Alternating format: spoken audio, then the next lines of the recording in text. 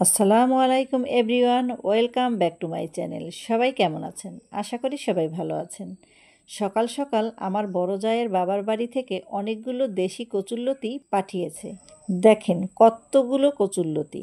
বাতাবি লেবুও পাঠিয়েছে। বাবার বাড়ি এরকম কাছে থাকলে মায়েরা এরকম টুকিটাকি অনেক কিছুই পাঠিয়ে দেয়। যাই হোক, আমি একটু চা খেয়ে সকাল সকাল রান্না বসিয়ে দিলাম। ডাল আর ভাত। আমার চাচি শাশুড়ি একটু আলু ভর্তা করতে বলেছে, তাই 2-3টা আলু ভাতের ভিতর দিয়ে সেদ্ধ দিয়ে দিলাম। আমার দুই শাশুড়ি মিলে কচুরলতি কেটে দিতেছে। এখানে আমি কয়েক পদের মাছ নামিয়েছি, তুড়ই দিয়ে ভুনো করব। সব কিছু কেটে নিয়েছি। ডাল রান্না করে রেখে মাছ ভাজা বসিয়ে দিয়েছি। কচুরলতি ধুয়ে নিয়ে আসলাম। আজকে শুক্রবার, আমার ছেলে নামাজ পড়তে যাচ্ছে। আজকের কচুরলতিটা আমার চাচি শাশুড়ি রান্না বসিয়ে দিয়েছে। এদিকে আমার মেয়ে আরেকটা কাণ্ড ঘটিয়েছে। সকালে তার দাদার খাটের উপর উঠে দাদার সরিষার তেলের বোতল খুলে মাথায় ঢেলে দিয়েছে। দেখেন চুলের কী অবস্থা বানিয়েছে।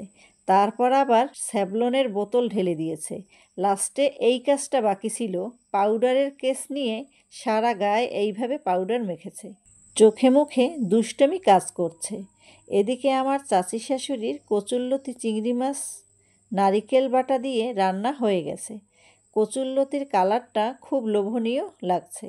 কার কার কাছে এই কচুরলতি ভাজি পছন্দ আমাকে কমেন্টে জানাবেন। আমার মেয়েটা আসলে খুব কাজের। গেটের কাছে আসতেই দেখে গেটটা খোলা। আমাকে ইশারায় বলতেছে গেটটাকে খুলে রেখেছে। নিজে দৌড়ে গিয়ে গেট লাগানোর চেষ্টা করলো। তালইবাড়ি দিয়ে পাঠানো বাতাবি লেবুটা মাখানোর জন্য কেটে নিচ্ছি। আমার বড় জায়ের বাবার বাড়ি থেকে এরকম আগে অনেক বাতাবি লেবু পাঠাতো। তাদের গাছের এই বাতাবি লেবুগুলো খেতে অনেক ভালো লাগে, অনেক মিষ্টি। দেখেন বাতাবি লেবুর কোয়াগুলো কেমন চকচক করছে। বাতাবি লেবুর কোয়াগুলো সুন্দর করে ছাড়িয়ে নেব। তারপর একটু পেঁয়াজ, শুকনো মরিচ, লবণ, চিনি দিয়ে সুন্দর করে মাখিয়ে নেব।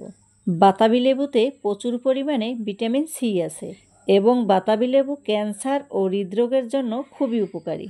আজকের ভিডিও এই পর্যন্ত। আমার ভিডিও যদি আপনাদের ভালো লাগে বেশি করে লাইক এবং কমেন্ট করবেন। আর আমার চ্যানেলে যারা নতুন তারা অবশ্যই চ্যানেলটি সাবস্ক্রাইব করে রাখবেন।